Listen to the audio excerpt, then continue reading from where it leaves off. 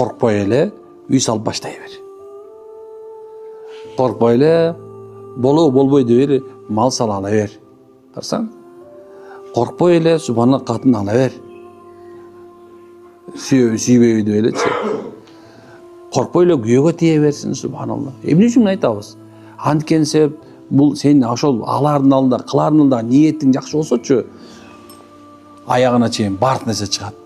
Жаныңда жакшы ниеттүү болгон дос, жакшы ниеттүү боло турган бир тууган, машалла, жакшы ниеттүү боло турган адамдар менен жүргөнгө аракет кылгыла да.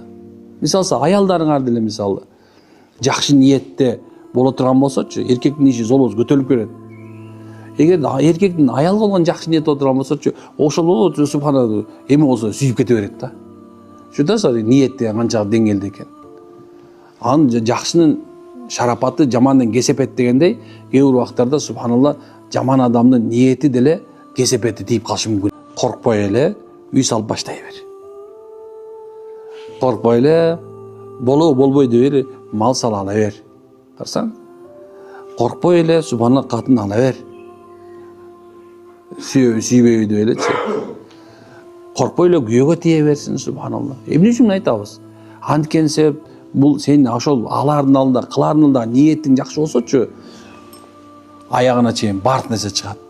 Жаныңда жакшы ниеттүү болгон дос, жакшы ниеттүү боло турган бир тууган, машалла, жакшы ниеттүү боло турган адамдар менен жүргөнгө аракет кылгыла да.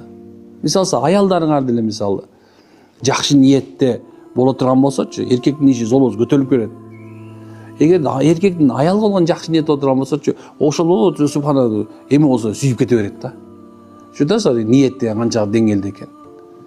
Анын жакшынын шарапаты жамандын кесепет дегендей, кээ бир убактарда субханалла жаман адамдын ниети деле кесепети тийип калышы мүмкүн.